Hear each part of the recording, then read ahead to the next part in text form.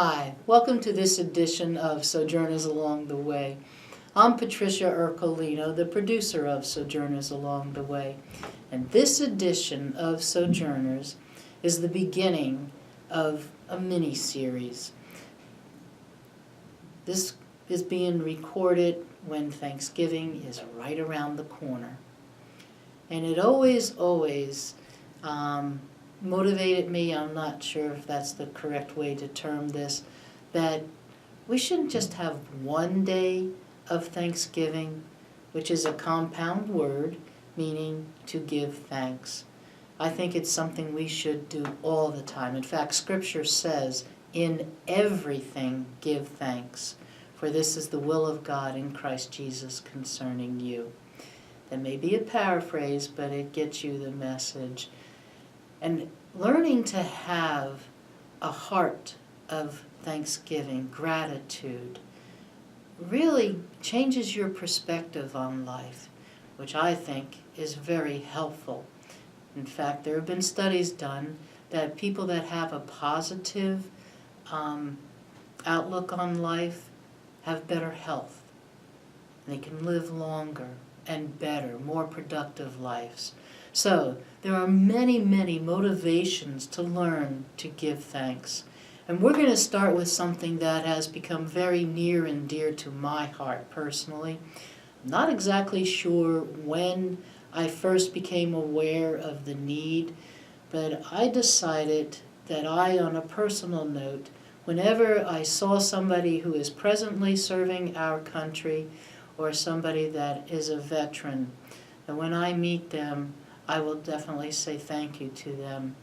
And a story of what happened here in Athens, in fact, it happened in dear old Walmart. I was going around the corner and a guy and his wife were coming in and he had a Vietnam vet cap on. And I said thank you to him. I said thank you for serving our country. The look on his face was disbelief that somebody said thank you to him. His wife was just about in tears. In fact, she said thank you to me for saying thank you to her husband. So this program is going to focus on our veterans. And I want to really encourage you that are in the viewing land, whether you're watching via the internet or you're watching this on Time Warner Network, please, when you meet somebody that's in the military or you see somebody that has some indication that they have served our country, please say thank you to them. They voluntarily, for the most part, not all because we have had drafts in this country, but for the most part, they did do it voluntarily. And unfortunately, many of them were injured. Many came back with problems that none of us could ever imagine, and I'm going to get into some of that. Andy Chicky was very helpful in getting me some of the statistics and information about our Vietnam vets, which I will be sharing in this program. I thought it might be good to give information about the history of the United States Department of Veterans Affairs. And I want to encourage you, if you are a vet and you have never ever explored what the benefits are that you have available to you just by being a vet, please pay attention because there will be some contact information. And I hope that this program will be a blessing to you because that's what I want. I want to bless you. I want to say thank you to all of those that are viewing this particular program for your service to this country. I know that's not always been appreciated, and I apologize for that. I say I am sorry that there are those that have not appreciated your service. And I hope that some amends can be made, even though it may have happened 50 years ago, like for our Vietnam vets. Please accept my asking for forgiveness and to say, please, hear the words, thank you, because I do thank you for what you did. The history of the United States Department of Veterans Affairs. The establishment of the Veterans Administration came in 1930 when Congress authorized the President, and the President at that time was whom? President was Hoover. That the President was authorized to consolidate and coordinate government activities affecting war veterans. The three component agencies became bureaus within the Veterans Administration. Brigadier General Frank T. Hines, who directed the Veterans Bureau for 7 years, was named as the first administrator of Veterans Affairs, a job he held until 1945. 1945 is an important year in our history, not a fun one, but again, more veterans came out of that era. The VA healthcare system has grown from 54 hospitals in 1930 to include 152 hospitals, 800 community-based outpatient clinics, 126 nursing home care units. VA healthcare facilities provide a broad spectrum of medical, surgical, and rehabilitative care. The responsibilities and benefits programs of the Veterans Administration grew enormously during the following 6 decades. World War II resulted in not only a vast increase in the veteran population, but also in large number of new benefits enacted by the Congress for Veterans of the War. The World War II GI Bill, signed into law on June 22, 1944, is said to have had more impact on the American way of life than any law since the Homestead Act of 1862. Further educational assistance acts were passed by the benefit of veterans of the Korean conflict, the Vietnam era, Persian Gulf War, Iraq, and Afghanistan wars. And I do want to put in a plug. If you are a vet, I don't care how old you are, it's never too late. If there's something you have always wanted to study, go for it.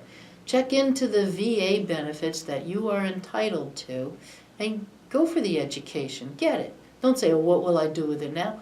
You know what? If it's something that you enjoy, then that's the reason to do it. It's for you. And if you can turn it into something that you can do in your life, then what more reason do you need? But then go for the education. The United States Department of Veterans Affairs, VA, is a government-run military veterans benefit system with cabinet-level status. It is the United States government's second largest department after the United States Department of Defense, with a total 2009 budget of about $87.6 billion. That's a lot of money. VA employs nearly 280,000 people at hundreds of Veterans Affairs medical facilities, clinics, and benefits offices, and is responsible for administering programs of veterans benefits for veterans, their families, and survivors. And a little bit of history about the 71st Congress, which is the one that gave us the act to authorize the President to consolidate and coordinate government activities affecting war veterans. And I am quoting, "The President is authorized by executive order to consolidate hospitals and executive and administrative bureaus for the relief of veterans into an establishment to be known as the Veterans Administration. President Hoover signed the bill creating the VA on July 21st, 1930. Brigadier General, as said above, Frank T. Hines, who directed the Veterans Bureau for 7 years, was named as the first administrator. Now, this has been in place for going on 100 years. 2030 is not that far off. Please, if there are things that you are in need of, And they've been doing studies and finding out that there are a lot of vets that have had the PSTD syndrome. There is help. Please, if you need, and if you don't want to use the word help, then don't use the word help. But do something. Take care of yourself. And it also will benefit your family. So it doesn't just affect you, but many others are involved too. The idea that the government should care for its veterans has always been an American belief. From the beginning, the English colonies in North America, our original 13, provided pensions for disabled veterans.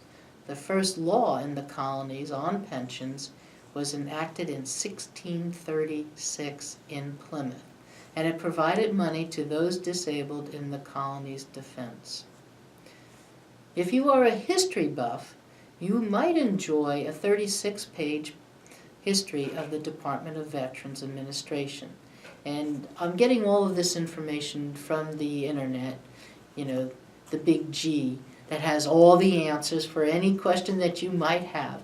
But I did find a lot of information on veterans and Veterans Administration, benefits that are out there.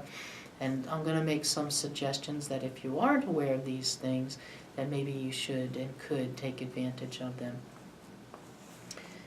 In his second inaugural address in 1865, President Abraham Lincoln called upon Congress to care for him, and I will add the word her, to care for him and her who shall have borne the battle, and for his widow and his orphan. And we will change that wording so that way it's all inclusive, okay? This was later adopted as the VA's motto. So thank you, President Abraham Lincoln. Congress established a new system of veterans benefits when the United States entered into World War I in 1917. It included were programs for disability comprehensive insurance for service persons and veterans, and vocational rehabilitation for the disabled. By the 1920s, the various benefits were administered by 3 different federal agencies: the Veterans Bureau, the Bureau of Pensions of the Interior Department, and the National Home for Disabled Veteran Soldiers. The 1930 executive order authorized the second consolidation of veterans programs and created a new independent administration within the federal government. The first consolidation actually took place 9 years earlier in 1921 when the Veterans Bureau was established. The National Home for Disabled Veteran Volunteer Soldiers, for Civil War soldiers, and the Pension Bureau were merged with the Veterans Bureau to form the new Veterans Administration. Today, with more than $118 billion in obligations and approximately 280,000 employees, VA is helping improve the quality of life for American veterans and their families. VA maintains the largest integrated healthcare system in the United States of America. Today's VA has implemented new innovative practices to improve veterans' access to health care, such as telemedicine and mobile clinics, to provide care to more than 5.6 million unique patients. Our commitment to delivering timely, high-quality health care to America's veterans while controlling cost remains a top priority. And healthcare does seem to be a big, big need and on the top of the list. If you have any medical problems and you are a vet, don't sit at home doing nothing. There is help available. Go to the VA, and I will give some contact. In fact, let me do that now. If you are in Athens County, The Athens County, Ohio Veterans Service Office assists veterans and their dependents in preparing claims for benefits or privileges to which they may be entitled as administered by the U.S. Department of Veterans Affairs. The Athens County Veterans Service Office contact information is, it is located on the Plains, 70 North Plains Road, Suite A, The Plains, Ohio, 45780-1095. The phone number is 740-592-3216. The fax is 740-592-3217. Let me give that to you again. The Athens County Veterans Service Office is located on the Plains at 70 North Plains Road, Suite A. The phone number, 740-592-3216. The fax number, 740-592-3217. Also, Athens Veterans Services, Courthouse Annex, 15 South Court Street, Athens, Ohio. The phone number, and the zip is 45701. The phone number is 740-592-3216, the same as the number given for the Plains. And the fax is also the same, 740-592-3217. Okay? So please, contact the Athens County Veterans Service Office today and find out what is available to you. And I also, since it's on the same page, have you ever heard about the Veteran ID card? If you haven't, you are entitled to one if you are a vet. And your official Vet Friends Veteran ID card is a symbol of your service and should be carried wherever you go. You'll get exclusive member benefits, discounts, plus full site access. And there are more companies, businesses that are now saying, I want to do something for our vets. They served our country. I want to say thank you. And so let it be known you are a vet. And that card would help you to prove it, because it is an identification that you served our country. Some of the benefits of the United States Department of Veterans Affairs. The benefits provided include disability compensation, pension, education, home loans, life insurance, vocational rehabilitation, survivors benefits, medical benefits, and burial benefits. Quite a few benefits that I wasn't aware of, but I'm not a vet, so I never explored it until I was preparing for this program. I hope you are aware of those things. I'm going to say that list again, and then contact the Athens County, Ohio Veterans Service Office if you're in the county, or get online and you can find out the contact information that would be national. So the benefits include disability compensation, pension, education, home loans, life insurance, vocational rehabilitation, survivors benefits, medical benefits, and burial benefits.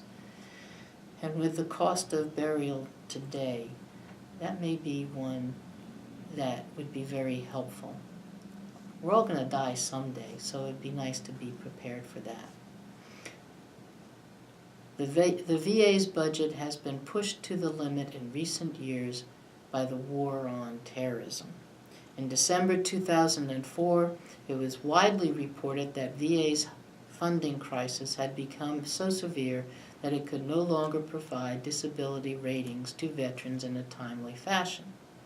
This is a problem because until veterans are fully transitioned from the active duty TRICARE healthcare system to VA, They are on their own with regard to many healthcare costs. So I'm going to put in a plug. See what you can do to help. Let your voice be heard. And let's get what needs to be done. Help our government to say, hey, we want to take care of our vets. They did what others would not do. We owe it to them.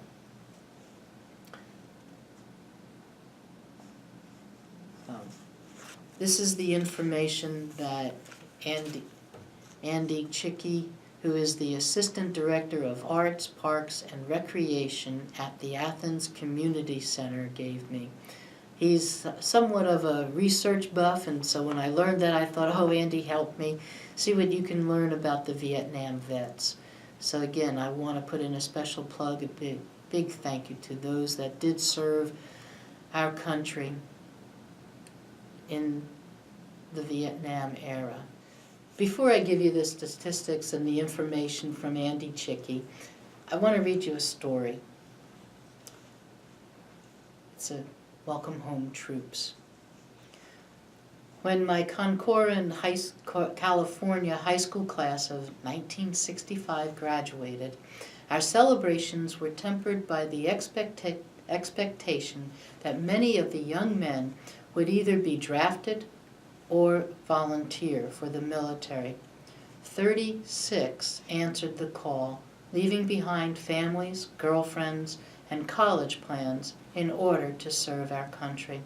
They joined the Army, Marines, Air Force, and Navy, and dutifully went into an unpopular war. One of our classmates, Stephen Canman, was fatally wounded shortly after arriving in Vietnam. The rest came home from war to an ungrateful nation. Many also suffered from post-traumatic stress disorder, a little-known condition at that time. As a result, when it came time for our 50th year class reunion, my classmates and I, on the planning committee, wanted to do something extra special to show our gratitude to the members of our class who served our country. One of our committee members, Pat, a woman with a great name, suggested that we honor our veterans with a special ceremony and give them ribbons with their name and service branch written on them. I will design and make them. It would be a blessing to do this, Pat said. The tribute we planned as a surprise for our veterans, but the tribute was planned as a surprise for our veterans, but as the date of the event drew near, most of our military guys had not registered. It was important for them to be there. We called each one of the veterans and made a special appeal to them to attend. One veteran, Richard, told me, I forgot all about it and wasn't planning on coming. Once it was explained that we were going to honor those who served our country, Richard agreed to come. Registration of veterans jumped significantly. All but a few committed to attending, and those who could not were disappointed. The ceremony would be the highlight of our evening. The appointed hour came, and classmate Andy walked up to the podium, along with the two others who would pin the ribbons on the men's shirts. The audience grew quiet as Andy announced, "Tonight, we want to honor our veterans by giving them a gift of appreciation. When your name is called, please come forward and stay until everyone is standing." The names of those unable to attend were read first in a slow cadence to ensure every name would be heard. The room remained silent as the names of the 4 deceased veterans were called and their ribbons were accepted by family members or friends. Andy finally announced, Stephen Gaymore gave his life and the ultimate sacrifice for our country. Then each veteran who was in attendance heard his name called and went up to have his ribbon pinned to his jacket.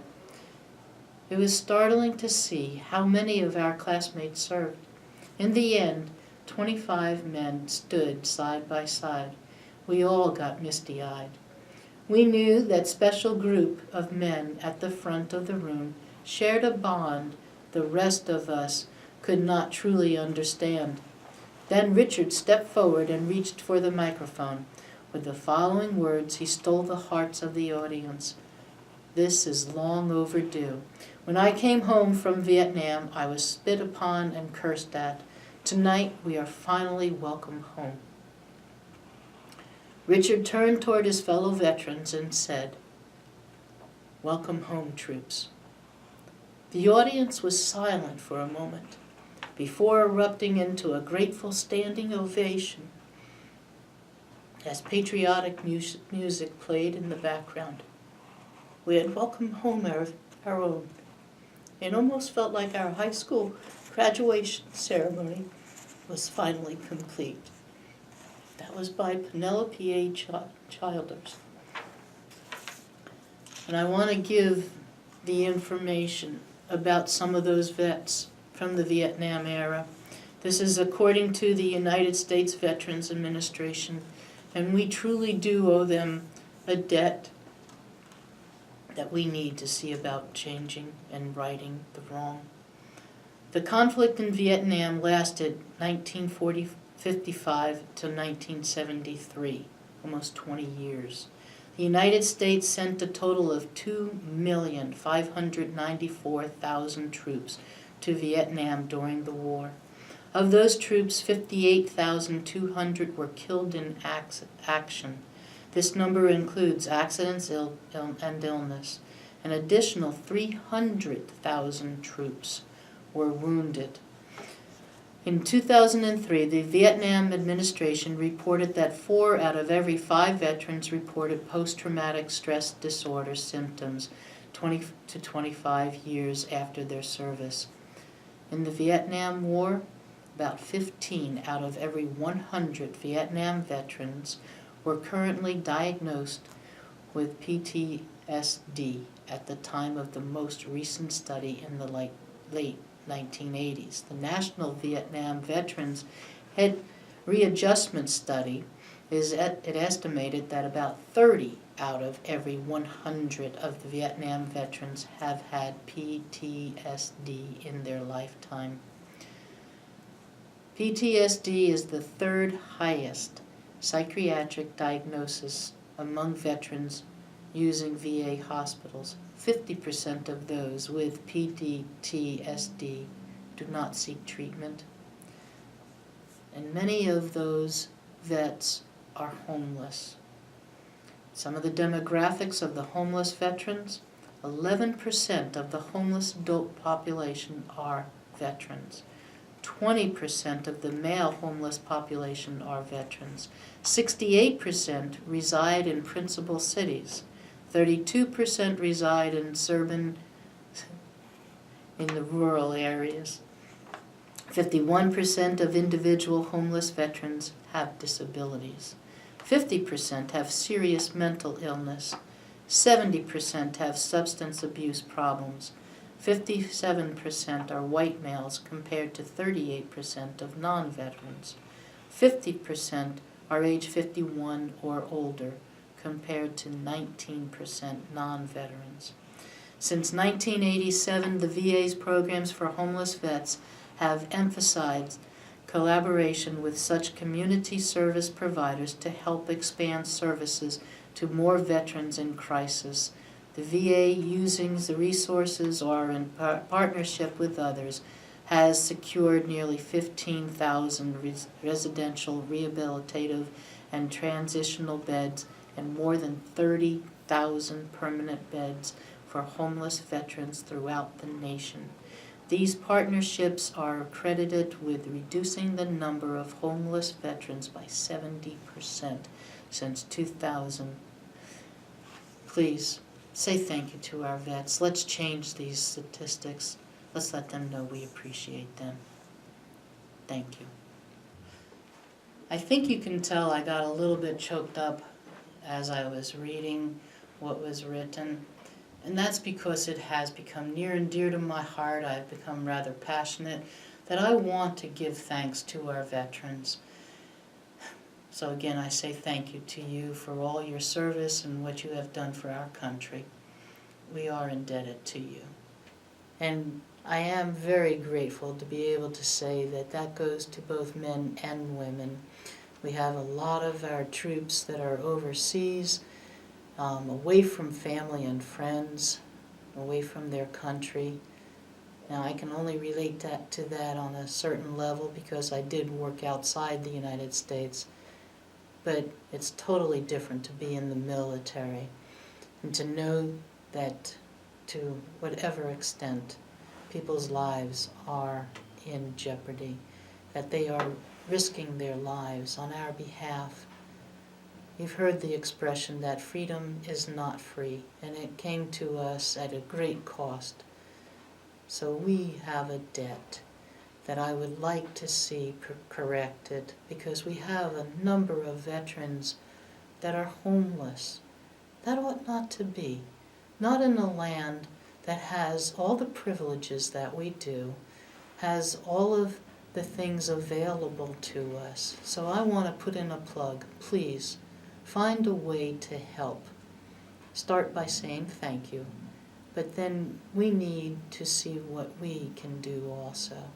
I hope that the message of Thanksgiving comes through and that you will say thank you to veterans, say thank you to those in the military, present day time. Thank you.